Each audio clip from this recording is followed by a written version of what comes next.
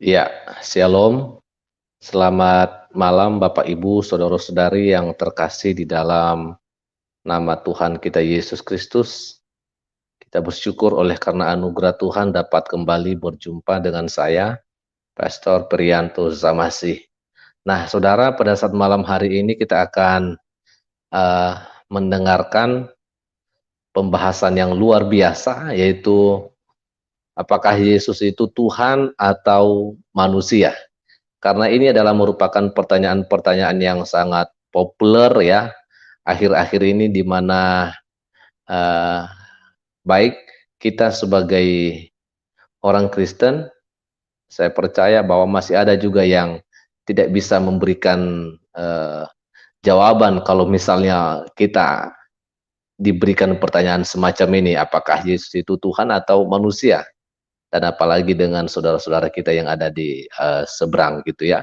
Maka itu sebabnya malam hari ini saya tertarik ya untuk boleh mengangkat tema ini, dan pada saat malam hari ini yang akan menjadi narasumber bagi kita yaitu hambanya Pak Pendeta Edi Sutopo yang merupakan juga seorang, mantan muslim, dan kita melihat bagaimana background hambanya sebelum menjadi seorang pengikut Kristus adalah, sangat-sangat melakukan hal-hal yang tidak diinginkan oleh Tuhan.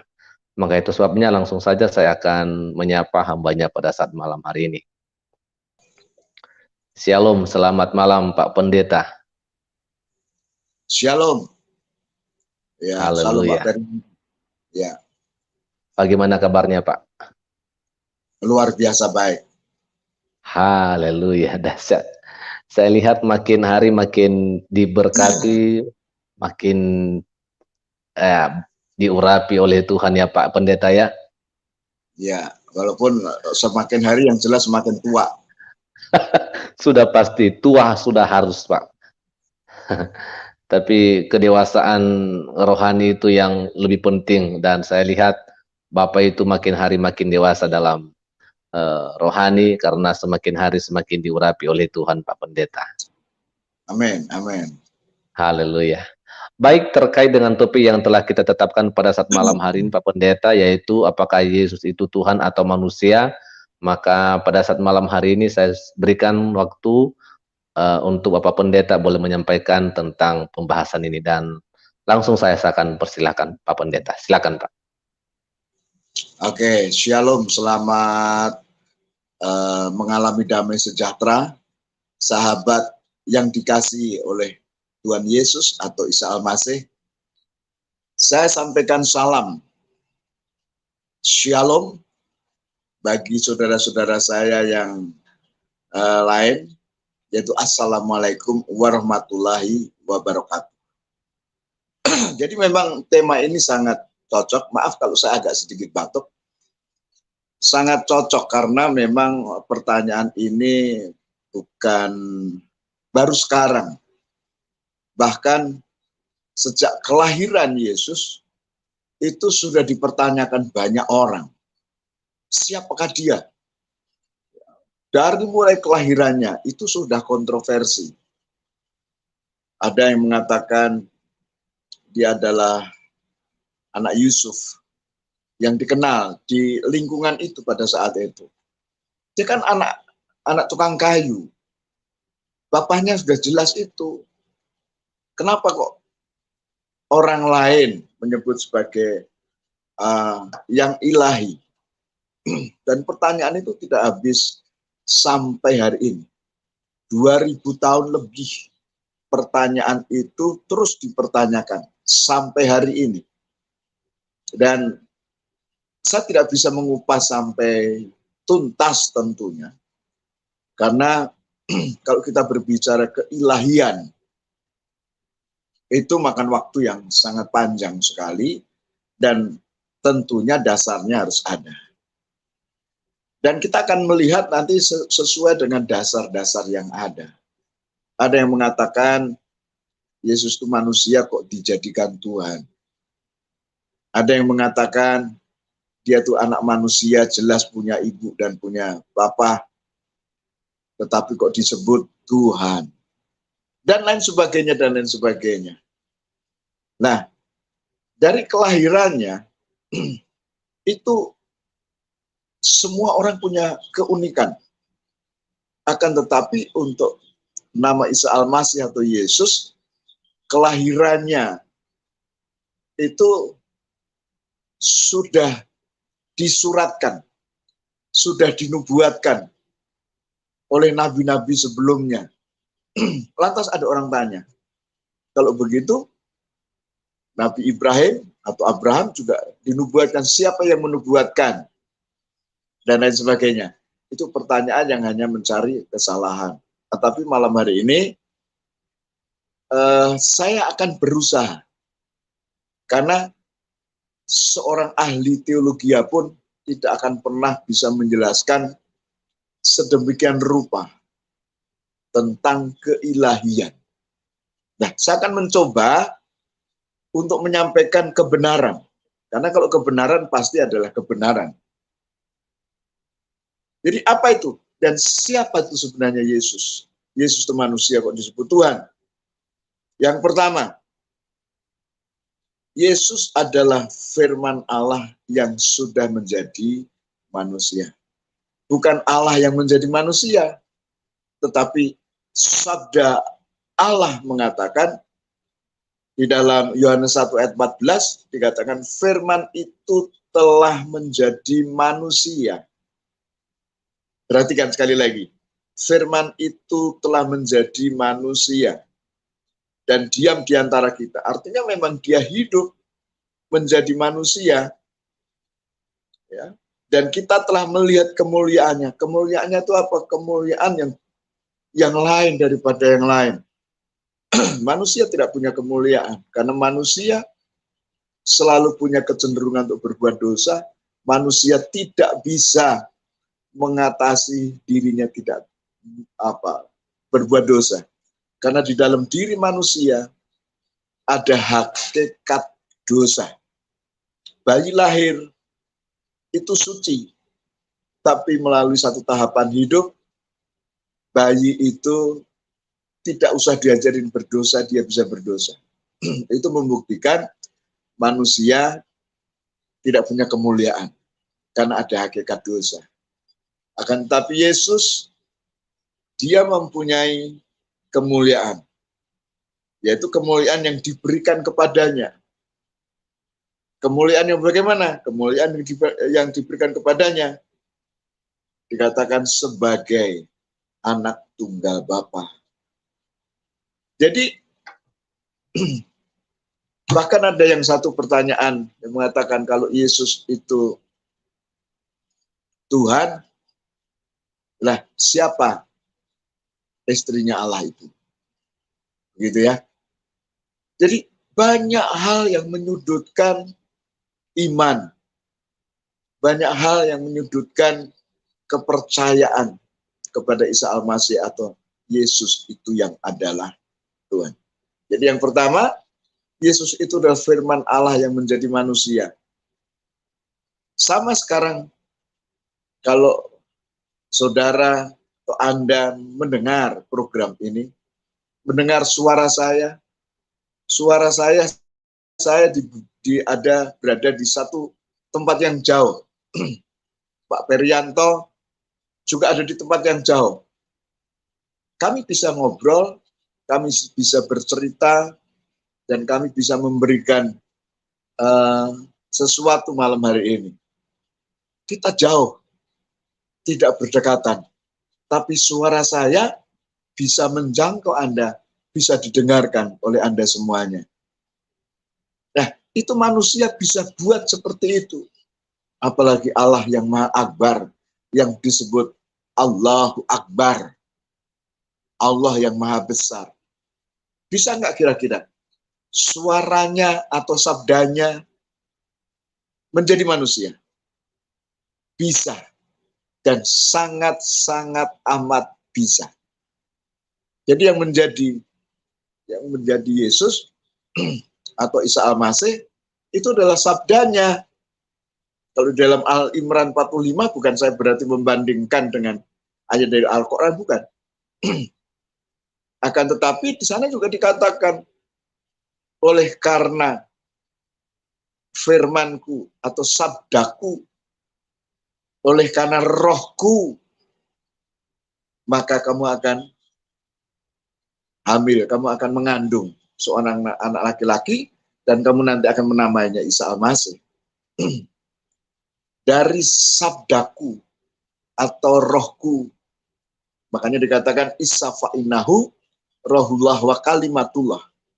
Isa itu adalah roh Allah itu, dan juga dia kalimatullah. Kalau dia adalah roh Allah dan kalimatullah, siapakah Yesus? Atau Isa Al-Masih? Yesus atau Isa Al-Masih adalah nafas Allah yang menjadi manusia. Firman Allah, sabda Allah yang menjadi manusia. Makanya disebut di dalam iman kekristenan, Yesus itu adalah Tuhan. Suara saya mewakili saya. Suara Pastor Perianto mewakili Pastor Perianto. Kalau kita dengar pidato presiden, suaranya kita lihat di televisi, tapi suara itu mewakili dia sepenuhnya. Apa yang kita dengar, itu sama dengan pribadinya. Di dalam Yesus, di dalam Isa Al-Masih, ada kepribadian Allah itu sendiri. Itu yang pertama. Itu baru yang pertama. Isa fa'inahu rohullah wa kalimatullah. Yang kedua, Yesus adalah asma Allah. Yesus adalah nama Allah. Allah atau Allah itu sudah punya nama. Allah itu hakikat. Sehingga tidak bisa hanya dipanggil, ya Allah, ya Allah. Allah punya nama. Makanya Maryam atau Maria itu belum mengandung, tapi namanya sudah ada. Karena apa? Itu terjadi oleh karena roh Allah dan kalimat Allah itu sendiri. Sudah dikasih namanya. Nah, di dalam Injil Yohanes pasal yang ke-17. Ya, Yohanes pasal yang ke-17 ayatnya yang ke-11. Dikatakan apa? Dikatakan apa di sana? Namamu yang telah engkau berikan kepadaku. Namamu yang telah engkau berikan kepadaku. Yang berkata ini adalah Isa Al-Masih atau Yesus. Sehingga Yesus itulah nama Allah. Itu makanya tidak heran dan tidak perlu diperguncingkan. Di dalam nama Yesus, setan pergi. Di dalam nama Yesus, apalagi orang mati bangkit. Di dalam nama Yesus, orang sakit bisa disembuhkan. Kenapa? Itu adalah nama Sang Penguasa langit dan bumi. Seperti itu. Sehingga dengan demikian tidak bisa diganggu-gugat. Eksistensi Yesus itu seperti itu. Yang pertama, Yesus adalah firman Allah yang menjadi manusia. Yang kedua, kalau kita menyebut Yesus, itu adalah asma Allah itu. Nama Allah itu. Nama Allah itu, asma Allah itu. Kemarin ada orang datang ke tempat saya. Orang ini mengalami sakit yang sangat-sangat amat parah. Pada saat saya berdoa di dalam nama Yesus, apa yang terjadi? Disembuhkan Tuhan. Dia bilang, aku diguna-guna. Guna-guna tidak berguna. Pada saat kita menyebut nama Yesus. Nama Yesus adalah berkuasa. Nama Yesus berkuasa mulai dulu, sekarang, sampai selama-lamanya. Itu adalah nama Allah itu sendiri. Namamu yang telah Engkau berikan kepadaku. Jadi saya punya nama. Saya punya nama. Nah, kalau saya dipanggil, saya manusia, tetapi saya sangat akan terkejut, saya akan tersinggung pada saat saya hanya dipanggil, hai manusia, walaupun saya manusia. Kenapa? karena saya sudah diberi nama oleh orang tua saya. Jadi Yesus adalah asma Allah itu. Nama Allah itu. Dengan demikian, tidak bisa diganggu gugat. Ketuhanan Yesus ya, adalah iya dan amin. Itu yang kedua. Itu yang kedua. Saya singkat saja. Yang ketiga. Yang ketiga, Yesus adalah gambar Allah di dunia. Yesus itu gambaran Allah di dunia. Sekali lagi, Yesus adalah gambaran Allah di dunia. Pada saat zaman Perjanjian Lama,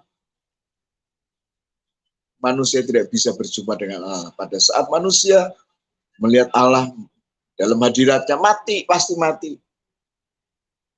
Akan tetapi, zaman anugerah sekarang ini, firman Allah menjadi manusia, supaya manusia melihat keberadaan Allah di dalam kemanusiaan Yesus. Ada ayatnya, Yohanes 14. Ya, Yohanes 14. Ayat 6 dan 7 firman Tuhan katakan, kata Yesus kepadanya, akulah jalan dan kebenaran dan hidup. Tidak ada seorang pun yang datang kepada Bapa kalau tidak melalui aku. Sekiranya kamu mengenal aku, pasti kamu juga mengenal Bapakku. Sekarang ini kamu mengenal Dia dan kamu telah melihat Dia. Yesus adalah gambaran Allah di dunia. Karena nabi-nabi terdahulu semua juga jatuh dalam dosa. Daud yang hebat, Daud yang luar biasa, dia jatuh di dalam dosa berzina. Siapa lagi? Salomo, Nabi Sulaiman, jatuh. Semua nabi. Dengan kejatuhan para nabi, manusia di Perjanjian Lama. Artinya apa? Tidak ada kesempatan lagi manusia untuk diselamatkan.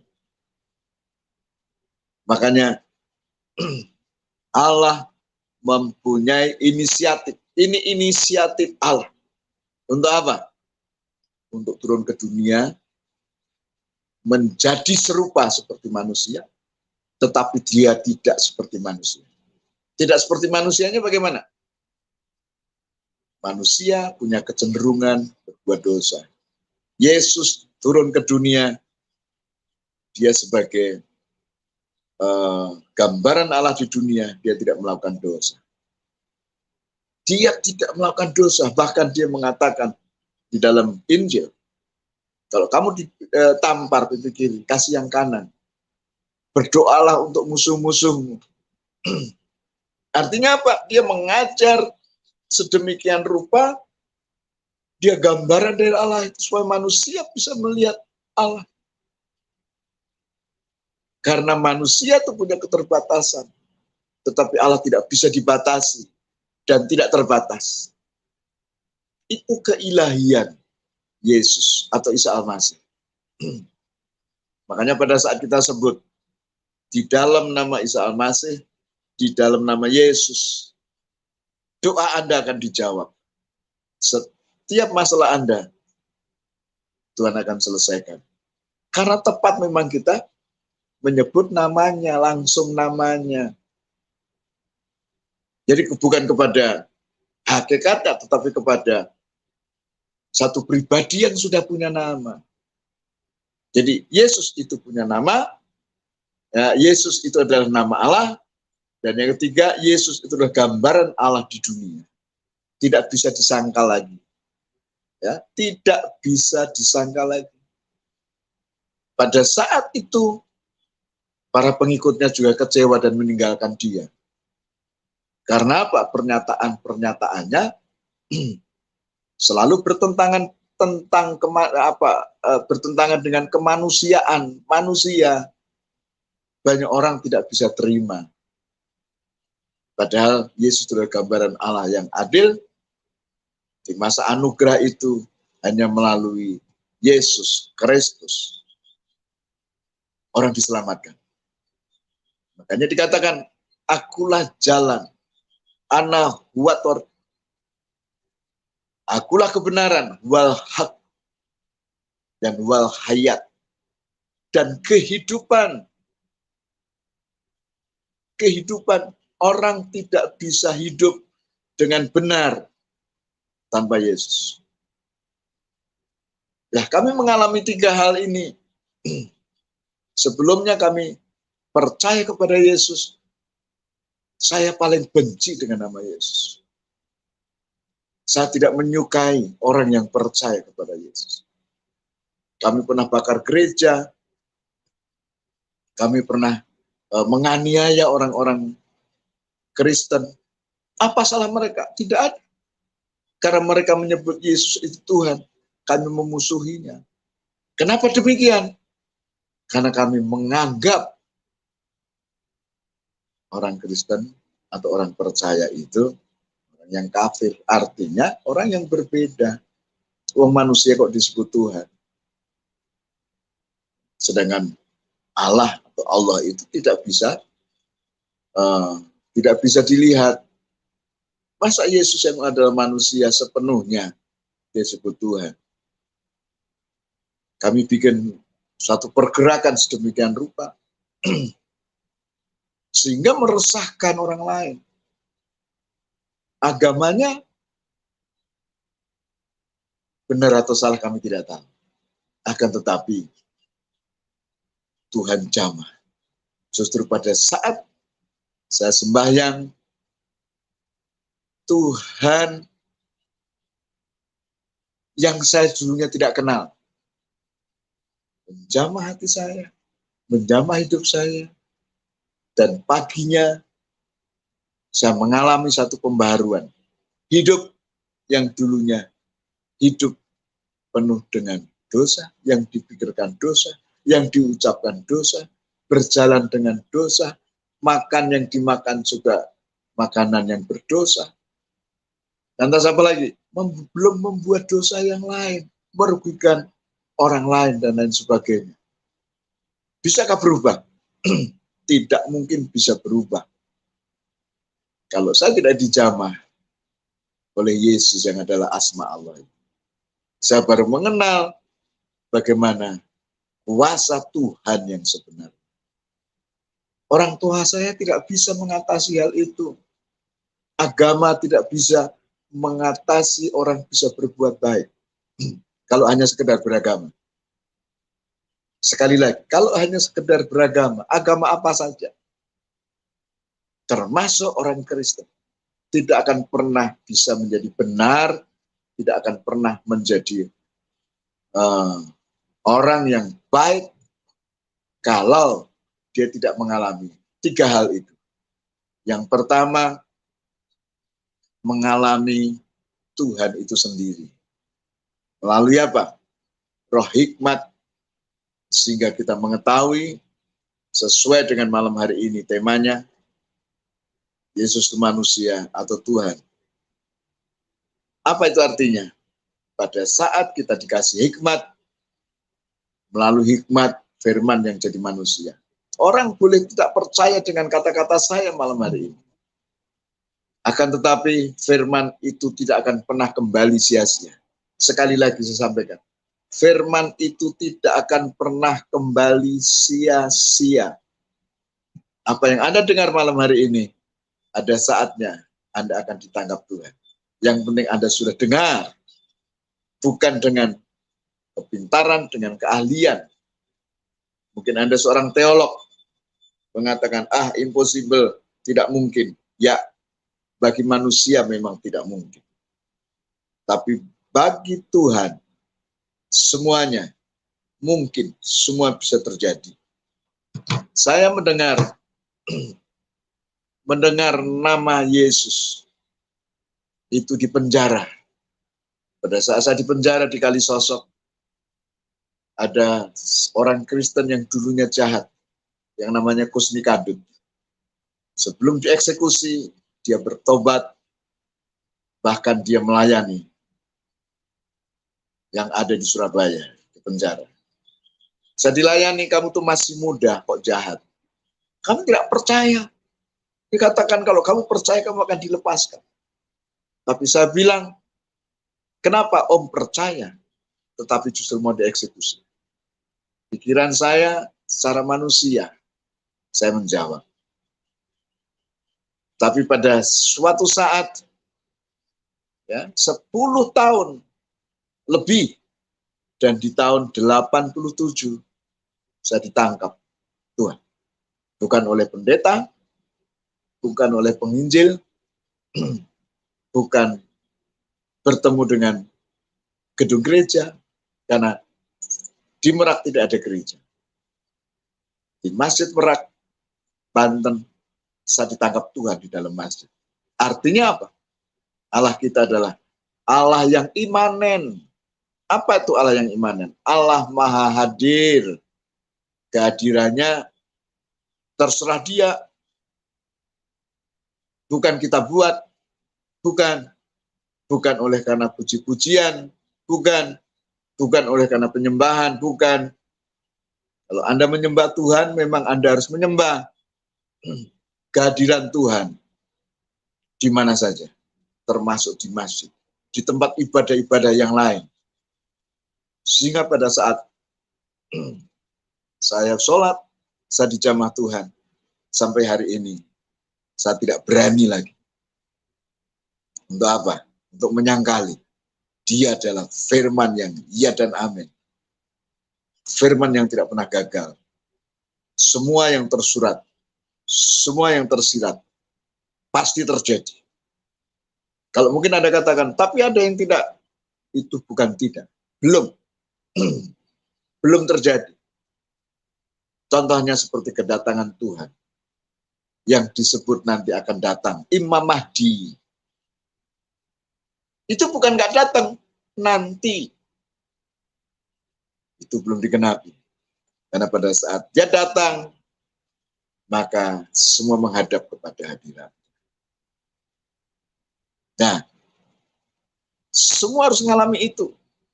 Percaya pada firman Tuhan. Percaya kepada sabda Allah.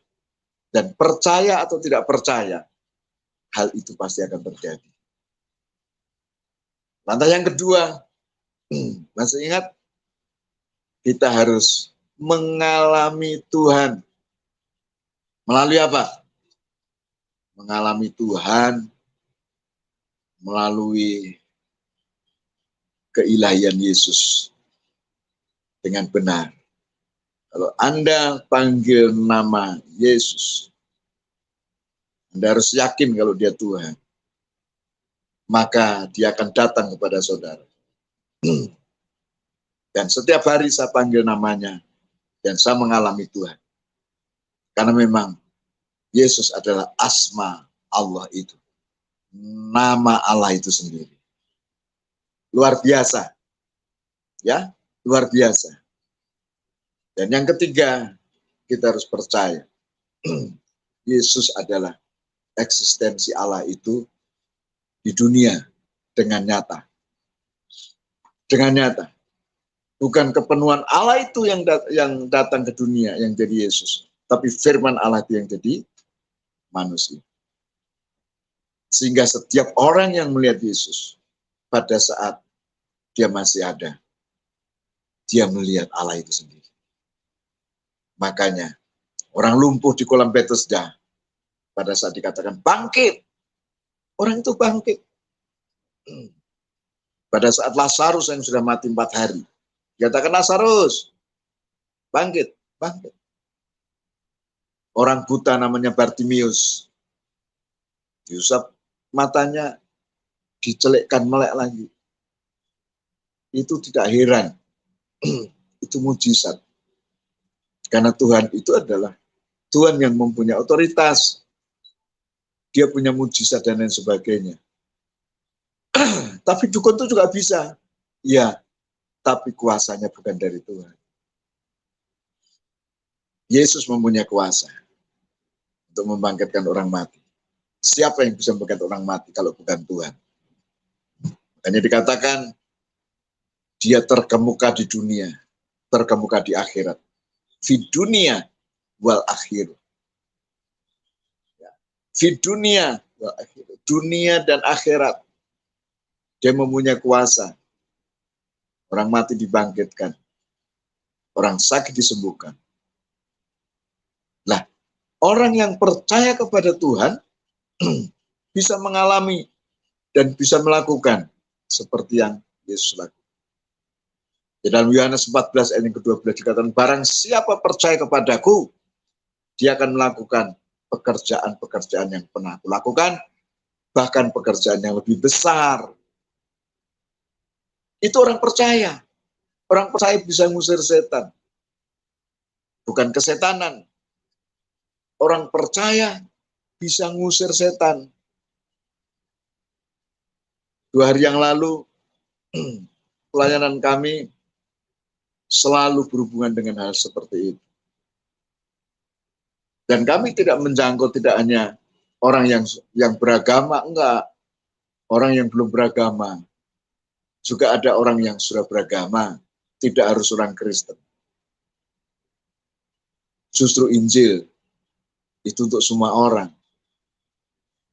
Karena di dalam kitab-kitab saya yang dulu, kami harus juga percaya kepada kitab-kitab. Ada 4 kitab, Taurat, Zabur, Injil, Quran.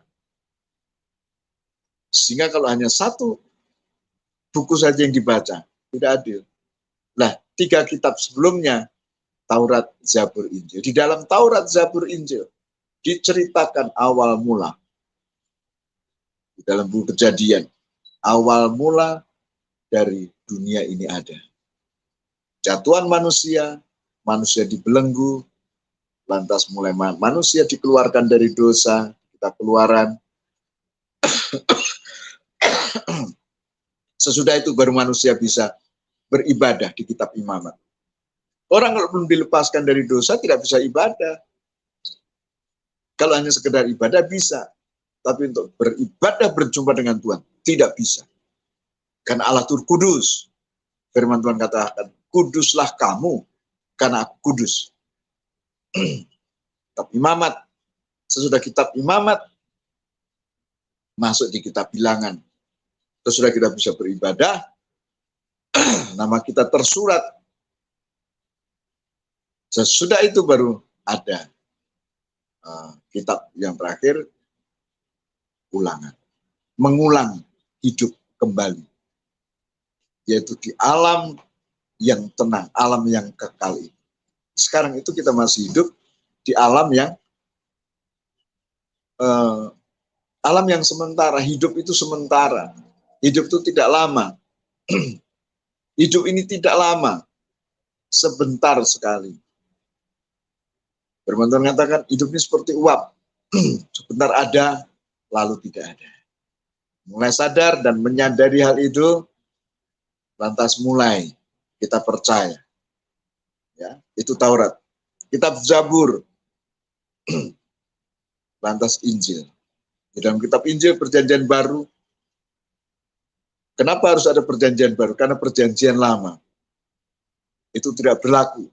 Bukan Allah yang tidak memberlakukan, karena di perjanjian lama semua manusia sudah jatuh dalam dosa. Akan tetapi dalam perjanjian baru ada anugerah Tuhan. Artinya orang selamat bukan oleh karena berbuat baik, tapi kalau ada orang yang selamat, pada saat orang itu mengaku dalam hati dan mulut, dengan hati percaya, mulut mengaku. Dalam Roma 10 ayat 9 dan 10. Diselamatkan.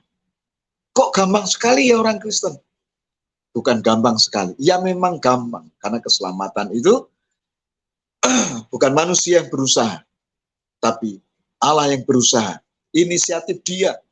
Maka dia mengutus sabdanya, mengutus firman-Nya untuk menjadi manusia. Ini satu penjelasan mungkin yang belum tuntas. Tapi kami mengalami kesaksian demi kesaksian.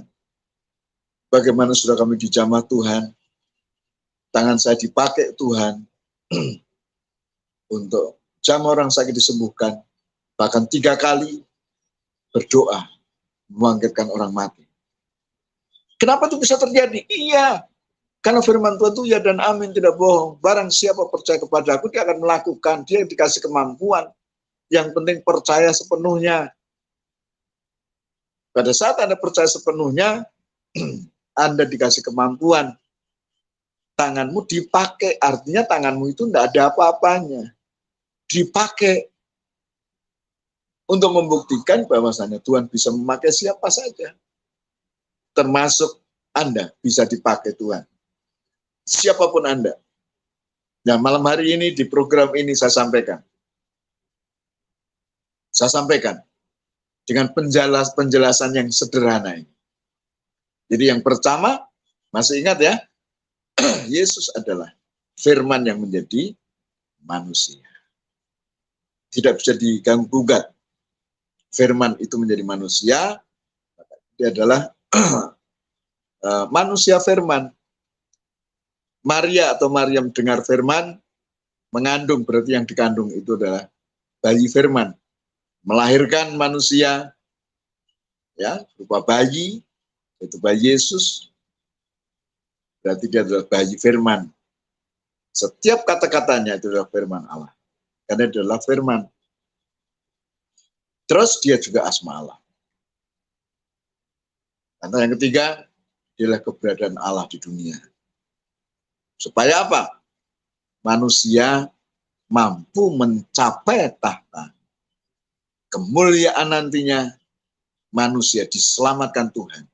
Bukan manusia berusaha. Ya, manusia berusaha dengan apapun juga akan gagal. Pada saat manusia tidak melalui Yesus yang adalah Tuhan. Saya kira itu saja. Karena memang sudah malam dan tidak perlu dijabarkan sampai dalam, tapi saya kira dengan pelajaran malam hari ini, kita semua diberikan hikmat, marifat, pengertian, akal budi, dan diberikan roh pengenalan akan Tuhan. Baik Anda yang sudah percaya maupun belum, semuanya yang sudah mendengar program ini, saudara pasti diberkati Tuhan. Yang belum, tunggu waktunya, Anda akan dijamah Tuhan. Karena Tuhan itu punya program, punya misi, tidak seorang pun untuk tidak diselamatkan. Tapi keselamatan itu adalah pilihan. Sekali lagi, keselamatan itu pilihan. Yesus datang menjadi juru selamat. Tapi untuk selamat tidak semua orang karena pilihan. Kalau Anda memilih untuk selamat, percayalah bahwasanya Yesus itu Tuhan. Dia bukan manusia sembarang manusia, atau manusia yang sama dengan saya atau Anda, tapi adalah manusia yang ilahi, karena dia adalah sabda yang sudah menjadi manusia. Dia juga sebagai asma Allah, dan juga dia keberadaan Allah yang di dunia, supaya manusia mengenal Allah itu seperti. Saya kira demikian. Tuhan kiranya memberkati. Baik, ya puji Tuhan, terima kasih ya buat hambanya atas penjelasan yang sangat luar biasa pada saat malam hari ini. Dan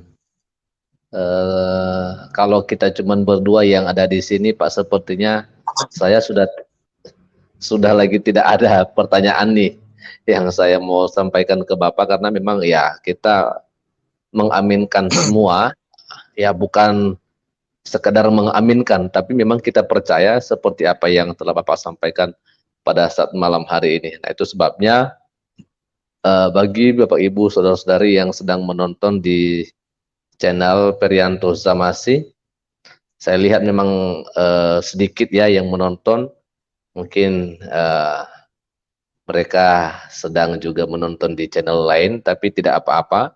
Bagi Bapak Ibu saudara-saudari yang mungkin mempunyai pertanyaan malam hari ini, silakan bergabung dengan kami lewat link yang sudah saya cantumkan di live chat pada saat malam hari ini.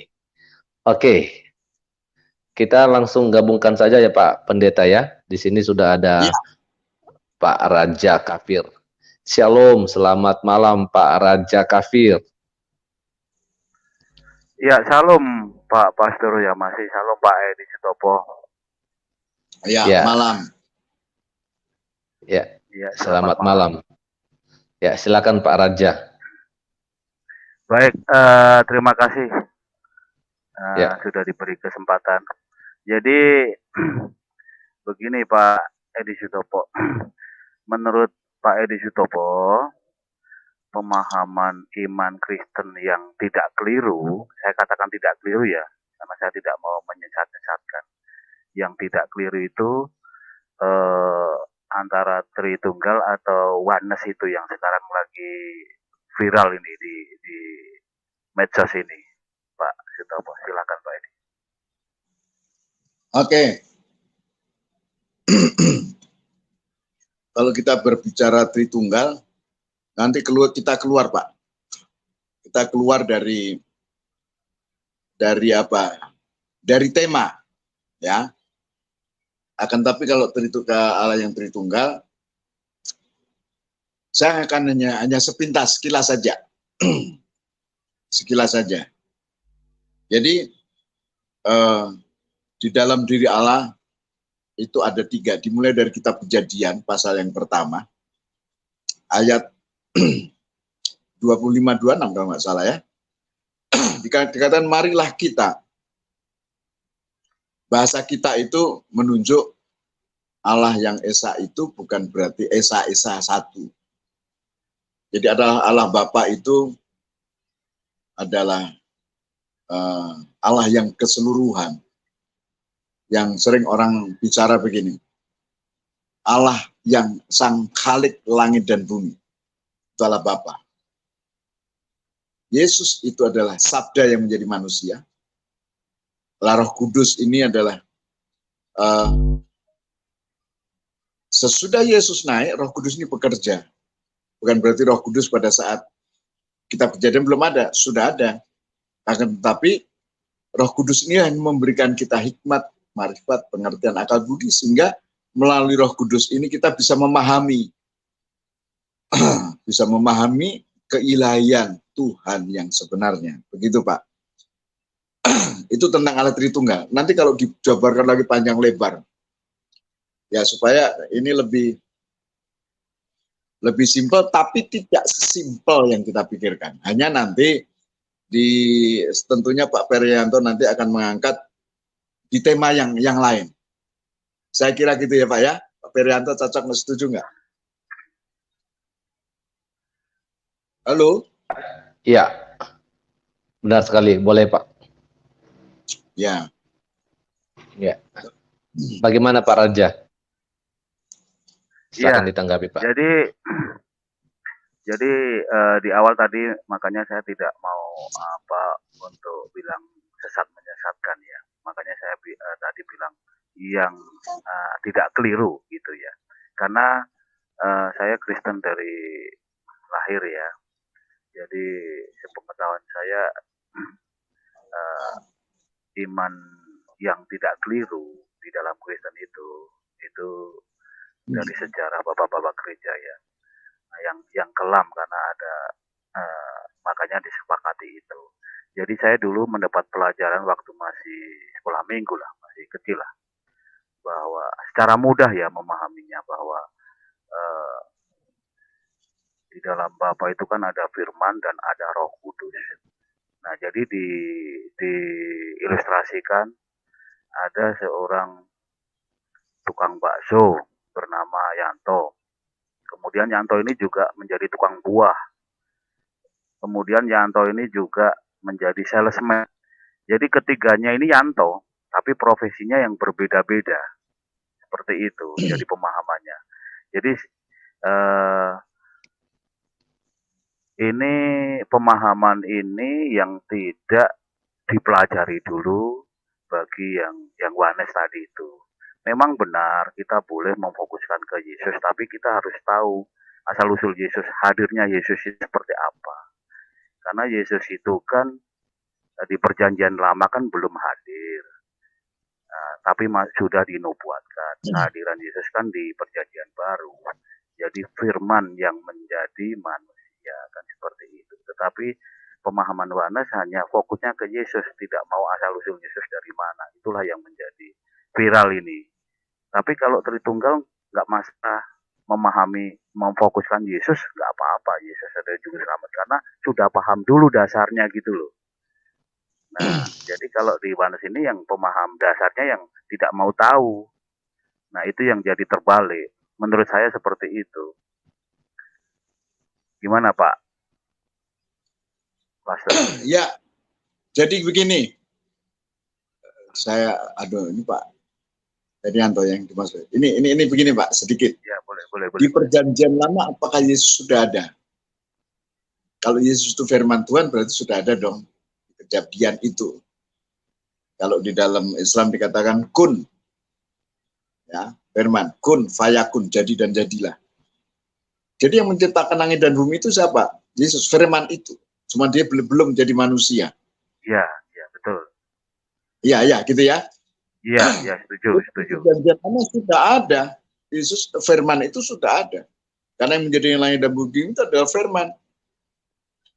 Kan begitu. Jadi di perjanjian baru, di masa anugerah, dia menjadi manusia, turun. Nah, melalui turun dia sebagai manusia, makanya tadi saya sebutkan yang ketiga. Pada saat kamu melihat aku, Thomas, kamu melihat Bapa. Pada saat kamu melihat aku, kamu melihat dia. Dia siapa? Dia Allah itu. Kan begitu, Pak. Itu. Kalau kita berbicara ini tadi yang ketiga itu sudah menyinggung ke Allah Tritunggal. Cuman kadang-kadang kan kita justru banyak orang Kristen tersesat di situ untuk kembali ke pemahaman semula, pada akhirnya enggak. Ya maaf Pak, karena saya kami awalnya mengalami dulu baru belajar. Saya jadi pendeta itu tidak sekolah pendeta dulu jadi pendeta. Jadi saya jadi pendeta dulu baru sekolah pendeta lah, itu terbalik. Kami mengalami dulu, makanya kalau orang bertanya, jadi pengalaman Pak Edi di dalam Tuhan, orang perlu pengalaman. Sekolah perlu, penting. Akan tapi kami mengalami lebih dulu Tuhan itu. Kami berdoa untuk orang mati bangkit, itu belum saya berteologi ya. Tapi saya mengimani Alkitab itu ya dan amin. Yang dikatakan Yohanes 14 ayat 12 itu. Dan kami benar-benar mengalami. Nah gitu, makanya sampai sekarang kami nggak takut lagi. Kenapa? Kami mengalami Allah Tritunggal itu di dalam hidup saya, bukan secara teori. Sehingga pada saat kami mengalami, oh Allah Tritunggal itu begini, iya. Yesus mengajarkan doa Bapa kami, itu betul. Doa itu ditujukan kepada siapa? Kepada Bapa. Kan begitu, di dalam nama Yesus. Iya, betul. Karena Yesus itu nama Allah itu gitu Pak. Iya. Itu sudah menyebut di Allah Tritunggal itu. Jadi kenapa kepada Bapa? Iya, dia adalah Allah yang sang khalik langit dan bumi itu. Jadi bukan tiga terpisah, bukan. Yesus mengajarkan kalau kamu berdoa, demikian kamu berdoa. Bapa kami yang di surga. Karena memang ditujukan doa itu kepada Bapa yang ada di surga. Allah itu yang tidak bisa disentuh, yang tidak bisa kita berhadapan itu. Tapi harus di dalam nama Yesus. Rupanya apa? Rupanya Yesus itu adalah nama Allah itu, asma Allah itu. Nah, itu tidak di dalam agama lain. Agama lain hanya satu. Ya Allah, Allahu Akbar. Artinya hanya menyebut Allah Maha Besar. Akan tetapi dia belum berjumpa dengan namanya itu. Walaupun sebenarnya sudah disebutkan juga. Saya tidak mengupas lebar nanti memanjang sedemikian rupa justru tidak dipahami. Tapi di dalam kitab saya dulu mengatakan seperti itu. Lah di dalam Injil dikatakan namamu yang telah kau berikan kepada simple, tetapi kita bisa tidak bisa orang memahami kebenaran kalau dia tidak ada roh pengenalan akan Tuhan. Ya, saya kira itu Pak ya.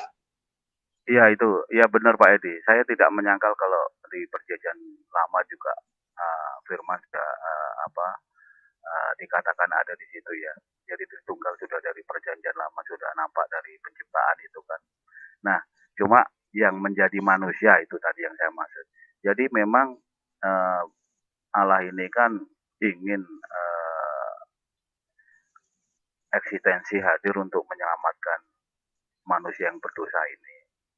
Ya. Karena sudah tertulis memang kalau di kitab Musa itu kalau Allah hadir kan dari suaranya aja orang sudah mati semua.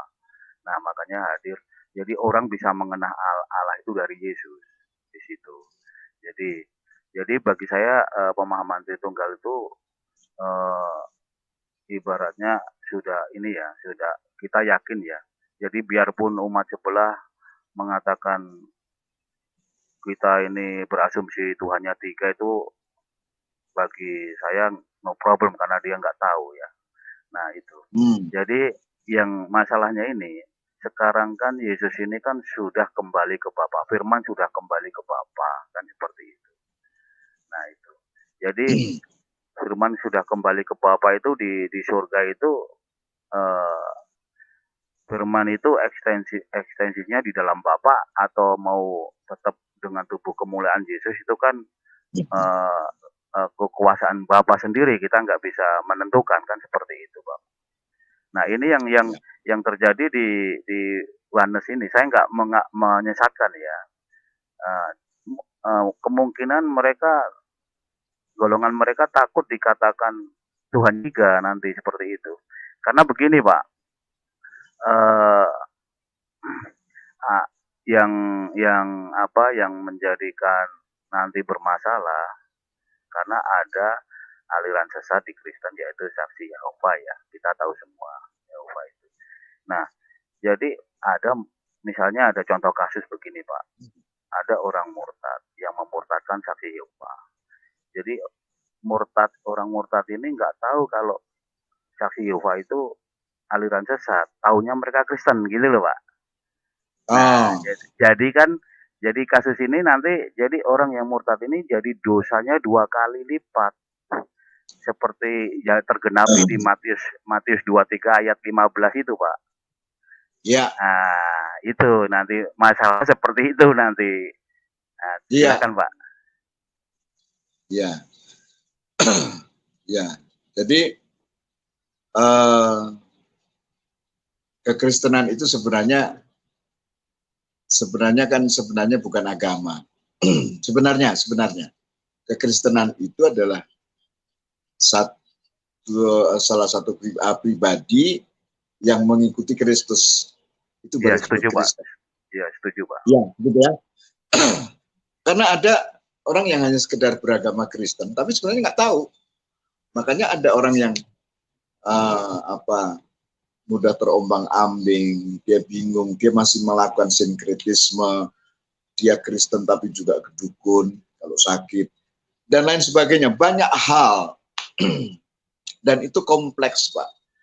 Kompleks, karena gereja itu banyak tidak melakukan kebenaran. Satu misal begini, Alkitab mengatakan jadikan semua bangsa jadi muridku.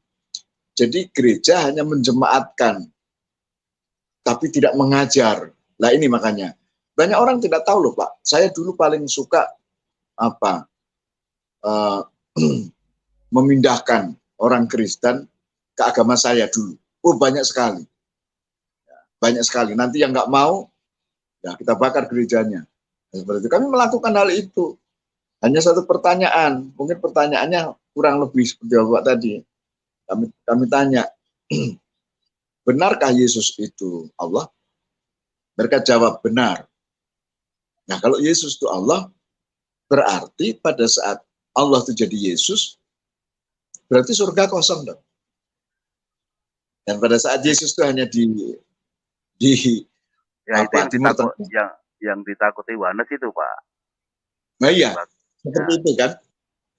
Ya, jadi mereka tidak kenal karena gereja tidak mengajar. Makanya tadi saya katakan gereja tidak melakukan kebenaran, gereja tidak mengajar, gereja hanya menjemaatkan. Jemaat suruh duduk, dikasih makan rohani, firman Tuhan, sudah tidak diajar. Nah, sementara kami dulu dari kecil itu sudah diajar setiap hari. Namanya ngaji itu. Ngaji itu membaca, kan gitu. Setiap hari. Sehingga apa? Terbentuk satu pribadi. Saya di situ, salah atau benar saya ada di situ. Karena memang setiap hari gereja enggak. Gereja hanya seminggu sekali, apalagi sekarang kondisi COVID ini. Saya tua begini nggak boleh masuk gereja, seharusnya gitu ya. Sepertinya itu, Pak. Nah, pada saat gereja tidak mengajar, maka banyak jiwa, banyak orang Kristen akhirnya bisa disesatkan. Nah, makanya Matius pasal 24 ayat yang ke-10 dikatakan nanti akan banyak orang murtad. Ya sekarang ini banyak sekali kami ketemu orang-orang yang dulunya Kristen dari kecil murtad. Nah, sementara kami yang dari sana, nah kami tanya, kenapa kamu murtad? Karena rata-rata mereka tidak tahu. Saya bingung, Pak, di Kristen karena menyembah Allahnya 3, ada Bapa, ada Anak, ada Roh Kudus. Bingung. Nah, kenapa saya bingung? Dia tidak bertanya dengan pendeta. Pendetanya juga kadang-kadang tidak mampu untuk menjawab dan memberikan penjelasan dengan jelas keilahian Yesus yang sebenarnya. Ya, itu, Pak. Iya, Pak. Terakhir ya, Pak ya. Jadi saya melihat ini banyak, ya kita bersyukurlah banyak yang diselamatkan ya dengan murtadin ini, banyak yang bertobat. Tetapi tidak semua ya Pak, ada beberapa murtadin ini yang kurang berhikmat Pak, jadi tinggi rohani. Padahal mereka hanya otodidak ya pemahamannya, hanya membaca Alkitab aja. Bahkan sampai ditegur para gembala pun mereka tidak mau tahu. Cuma ya memang banyak juga para gembala yang kurang bijak di dalam menegurnya gitu loh Pak. Nah itu yang terjadi jadi seperti ini, terekspos semua. Jadi saya itu mendengar juga ada murid yang kurang berhikmat dan tinggi hati karena firman yang tertulis di Alkitab itu bukan kamu yang memilih aku, tapi akulah yang memilih kamu. Nah itu jadi tinggi hati. Kedua, yang terkemudian jadi yang terkini. Nah mereka jadi merasa Pak, merasa wah nanti kita ini yang diunggulkan pertama, padahal kita yang terkemudian kan. Nah itu loh, jadi kurang memahami, kurang berhikmat lah, istilah saya seperti itu. Nah padahal pemahamannya kan hanya otodidak, ada pemahaman sendiri. Mereka tidak mau berdialog seperti inilah Pak ya. Nah itu. Jadi egonya dipakai terus seperti itu. Itu yang terjadi, ada ini Pak di YouTube ini terjadi seperti itu. Nah dari saya itu aja Pak. Terima kasih Pak Edi. Ya Pak, terima kasih.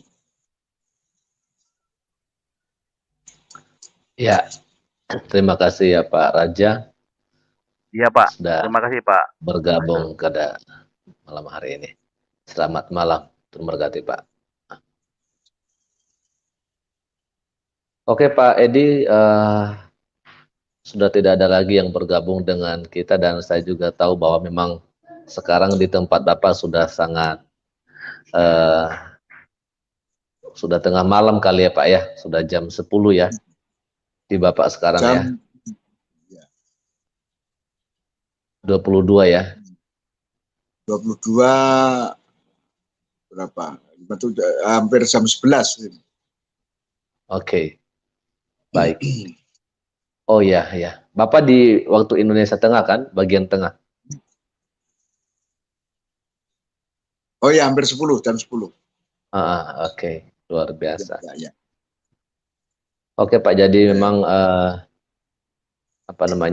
apa yang sudah diperbincangkan malam hari ini, baik tadi dengan Pak Raja Kafir, sangat jelas memang bahwa yang berkaitan tentang Allah Tritunggal itu juga memang sangat penting untuk diketahui oleh orang-orang Kristen, begitu loh. Dan malam hari ini itu sudah disampaikan oleh Bapak secara simple saja, dan saya percaya gitu ya, kalau orang yang sudah belajar sebelumnya pasti akan mengerti apa yang telah disampaikan dan telah diperbincangkan pada saat malam hari ini. Bahwa memang benar bahwa Allah itu bukan Allah yang satu gitu Pak ya, tapi Allah yang esa. Ya, jadi kesatuan gitulah. Nah, ini yang seringkali memang tidak dipahami oleh banyak saudara-saudari kita juga yang Kristen begitu loh. Ada yang mengatakan bahwa seperti tadi dikatakan bahwa Bapa adalah Yesus, itu kan, Roh Kudus adalah Yesus. Ya. Tapi sebenarnya kalau kita boleh secara rinci melihat akan hal ini, bahwa kita tentunya melihat bahwa Bapa itu adalah Dia yang menciptakan segala sesuatu. Walaupun memang sebelumnya memang sudah ada Yesus gitu ya, karena firman itu adalah juga bersama-sama dengan Allah pada saat itu. Tetapi Yesus yang adalah manusia itu adalah sesuatu juga yang harus kita mengerti bahwa itu terpisah gitulah, karena Allah dalam koridornya sebagai maksud saya Bapa sebagai yang dalam koridornya sebagai Allah, maka tidak bisa bertemu secara langsung dengan manusia, tetapi lewat firman yang menjadi manusia itulah ya manusia boleh berjumpa dengan Allah itu sendiri gitu Pak. Ya, jadi saya tambahkan Pak Prianto. Jadi ya, begini, banyak orang nangkepnya karena di dalam diri Pak sampai pada akhirnya tidak mengerti sepenuhnya. Lah, yang jadi masalah pada saat dia diminta pertanggungan jawab tentang imannya dari orang luar, dia nggak bisa jawab. Lah, yang sebenarnya kita simpel aja. Doa itu ditujukan kepada Bapa, itu adalah Sang Khalik langit dan bumi yang mempunyai semuanya, yang mempunyai dunia ini semuanya, tapi harus di dalam nama Yesus, karena Yesus itu adalah nama yang Khalik langit dan bumi itu. Posisinya kan begitu sebenarnya. Sehingga dengan demikian, oh begitu, iya, orang pasti terima. Yang orang tidak terima itu pada saat seolah-olah itu ada satu kamar depan, Bapa ada di situ, di kamar tengah ada Yesus di situ, Roh Kudus di kamar paling belakang. Terimanya begitu, sepenggal begitu. Sehingga pada saat bagaimana bisa aku berdoa kepada Yesus tapi adalah Bapa, adalah Roh Kudus, bagaimana dong? Nah, seperti itu. Hanya nanti kita cari waktu lagi Pak Prianto untuk menjelaskan hal ini tentang ketritunggalan ini dengan benar, artinya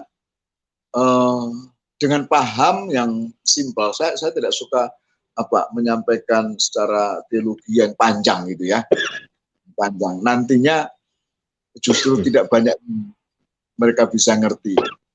Karena di channel seperti ini kan mesti kita sampaikan sesuatu yang simpel, tapi orang yang mendengar itu bisa mengerti, memahami. Saya kira itu Pak Prianto. Baik Pak, terima kasih ya untuk malam hari ini sudah memberikan waktunya untuk boleh bersama-sama dengan saya di channel ini, dan mungkin kita sudahi saja Pak ya. Ya. Pertemuan malam hari ini, dan kita akan lanjut di pertemuan berikutnya. Dan sebabnya kiranya apa yang telah disampaikan malam hari ini boleh menjadi berkat bagi yang mendengarkan, dan diberkati juga hambanya Pak Pendeta Edi Sutopo bersama dengan Ibu, dan juga pelayanan dan usaha-usaha yang sedang dijalankan pada saat ini. Tuhan Yesus memberkati Pak Pendeta. Shalom. Ya, shalom.